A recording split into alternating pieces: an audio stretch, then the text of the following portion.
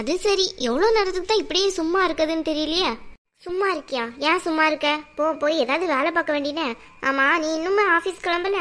Hello madam, நான் என்ன சொல்லலை, ஒன்று சொன்னேன். இந்தா பொடி, நான் ஆஃபீஸ் கிளம்புறதுலாம் இருக்கட்டும், இதில் போய் தண்ணி ரொப்பிட்டு வா.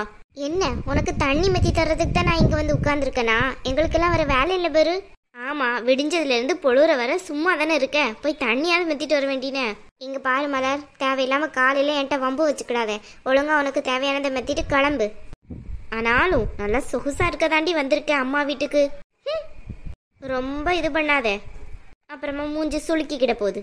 என்ன மலர், காஃபி? அம்மா எனக்கு இல்லையா? அதெல்லாம் உழைக்கிறவங்களுக்கு தான், சும்மா இருக்கவங்களுக்கு இல்லை. அம்மா, இதில் கொஞ்சம் தண்ணி மட்டும் மெத்தி தந்துருங்க. ஏண்டி, சும்மா இருக்க மாட்டேன் வாயை வச்சுட்டு காலையில வம்பு எடுத்துக்கிட்டு. என்ன பண்றது, இந்த வீட்டில் நல்லவங்களுக்கே காலம் இல்லை. காஃபியை கொடு. எருமை மாடு, அது எதுக்கடி வாயில வச்ச? அம்மா எனக்கு தானே காஃபி போட்டு கொண்டு வந்தாங்க, அதுக்குள்ள உனக்கு அவசரம்? என் மலரு. என்னம்மா? ஏண்டி, உனக்கு வேணும்னா கிச்சன்ல தான் இருக்கு, காஃபி எடுத்து குடிச்சிட்டு கிளம்பு. தண்ணி கூட மெத்த வலிக்குது இவளுக்கு. என்னம்மா திடீர்னு இவ மேல கரிசனம் பொங்குது? அதான் பெத்த பாசம். ஏண்டி, சும்மா இருக்க மாட்டீங்க? என்னம்மா என்னையும் சேர்த்து திட்டுற? அவளை திட்ட வேண்டியதானே? ஏய் மலர், தேவையில்லாம என்கிட்ட பிரச்சனை பண்ணிட்டு இருக்காத. காலையிலே ஆபீஸ் கிளம்பல இன்னும் நீ? எங்க கிளம்ப? பூமாரி எங்க? சேர்ந்து தானே போவோம் எப்பவுமே. அவன் எங்க போனா? டிஃபன் எல்லாம் கட்டி தான் வச்சிருக்கேன், எடுத்துட்டு கிளம்புங்க. குட்டி போயிட்டாளா ஸ்கூலுக்கு? அவ இன்னைக்கு ஸ்பெஷல் கிளாஸ்ன்ட்டு சீக்கிரமாவே போயிட்டாள. அவ படிக்கிற படிப்புக்கு ஸ்பெஷல் கிளாஸ் வேறையா? கொஞ்சம் டவுட்டா தான் இருக்கு.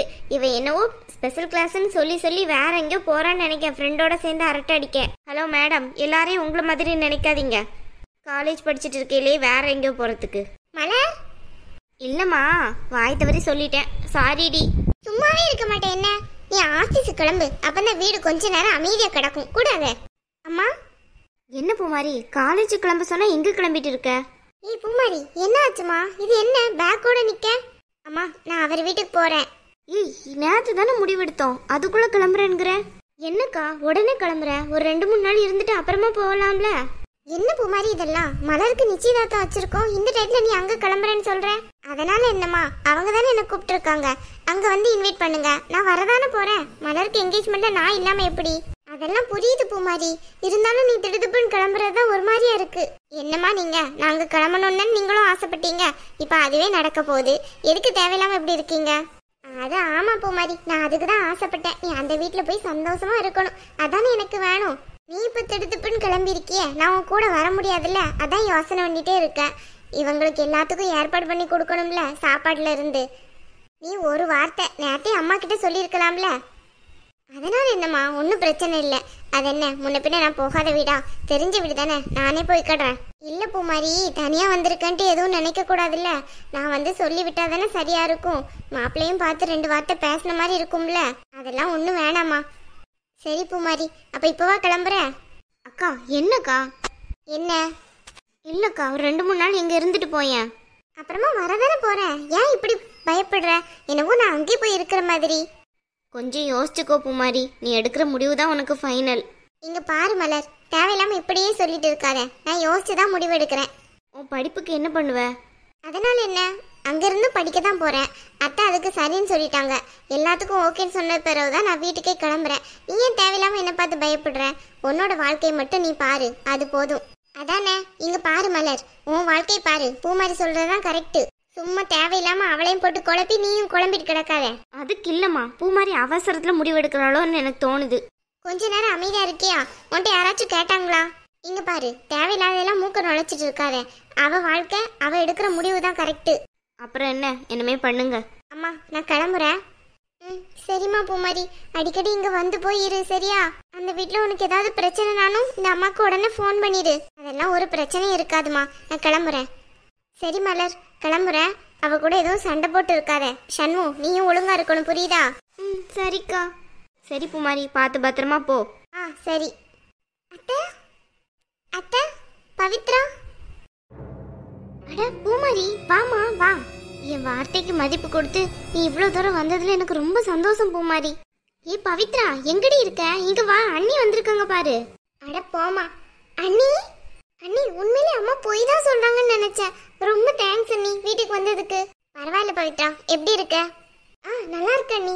எதுக்கு அண்ணி சூட்கேஸ் கையில வச்சிருக்கீங்க? கொடுங்க. என்னடி இப்ப சந்தோஷமா உனக்கு?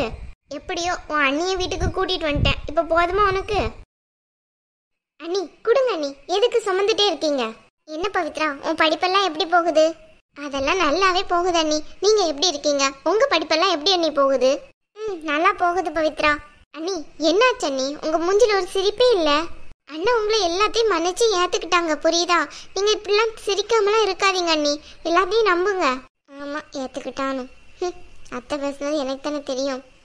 சரி, எப்படியோ இவ கல்யாணம் முடிக்கிற வரை இந்த வீட்டில் இருக்க வேண்டியதுதான். அதுக்கு மேலே விதி விட்ட வழி. என்னாச்சு நீ? மனசுக்குள்ள ஏதோ பேசுற மாதிரி இருக்கு. என்னாச்சு? அதெல்லாம் ஒன்றும் இல்லை பவித்ரா. எனக்கு கொஞ்சம் டயர்டா இருக்கு. நான் போய் ரெஸ்ட் எடுக்கிறேன். சரிங்க நீ தாராளமா போங்க. நீ போ மாதிரி. நீ போய் ஒரு ரூம்ல போய் ரெஸ்ட் எடு. அவரு யாரு கேட்குற? கார்த்திகா. கார்த்திகா ஆஃபீஸ் கிளம்பியாச்சு. நீ போய் ரெஸ்ட் எடு. சரிங்க அத்தை. அப்பாடா.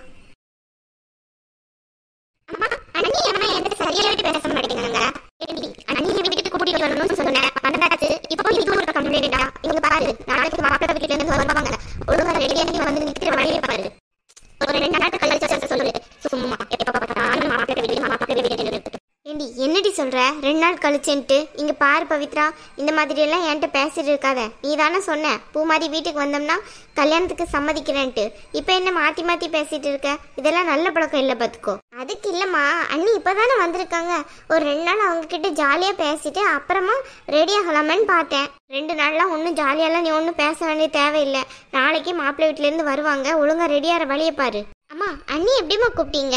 அண்ணனும் நீயும் போய் கூப்பிட்டு கூட அண்ணி வரல வீட்டுக்கு. அப்புறம் எப்படி கூப்பிட்டீங்க? அதெல்லாம் உனக்கு எதுக்கு? உன் அண்ணி இப்ப வீட்டுக்கு வரணும்னு நினைச்சேன். அவங்க வந்தாச்சுல, அவ்வளோதான்.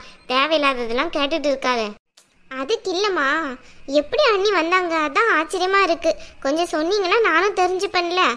உண்மையே சொன்னேன். உண்மையை சொன்னியா? அப்படின்னா இங்க பாரு பவித்ரா, வீட்டுக்கு வான்ட்டு கூப்பிட்டேன், வந்துட்டா, அவ்வளோதான். ஆனா அண்ணி முகத்துல பழையபடி ஒரு சிரிப்பே இல்லை பாத்தீங்களா? அதுக்கு என்ன பண்ண முடியும்? கிச்சு கிச்சு காட்டி சிரிப்பு பண்ண வைக்கட்டா? சும்மா இருங்கம்மா, ஏதாவது பேசிக்கிட்டு. சரி, நான் அண்ணி கூட போய் பேச போறேன். ஏட்டி சும்மா இரு. அவளை இப்பதானே வந்திருக்கா, கொஞ்ச நேரம் ரெஸ்ட் எடுக்கட்டும். டிஸ்டர்ப் பண்ணிட்டு இருக்காத. அதுவும் சரிதான், இப்பதானே வந்திருக்காங்க, அப்புறமா பேசிக்கிடுறேன். உண்மையிலே பூமாரிக்கிட்ட உண்மையை சொல்லி வீட்டுக்கும் அழைச்சாச்சு. அவளும் என் வார்த்தைக்கு மரியாதை கொடுத்து பவித்ராவோட கல்யாணம் நடக்கணுங்கிறதுக்காக வீட்டுக்கும் வந்துட்டா. இனி என்னெல்லாம் பிரச்சனை நடக்க போதோ. ஆனா பூமாரியை கண்டிப்பா இந்த வீட்டை விட்டு நான் இனி அனுப்ப மாட்டேன். அவ கண்டிப்பா இங்கதான் இருப்பா. அவதான் என் மருமக. கண்டிப்பா கார்த்திக் மனசு மாறுவான்ட்டு எனக்கு நம்பிக்கை இருக்கு.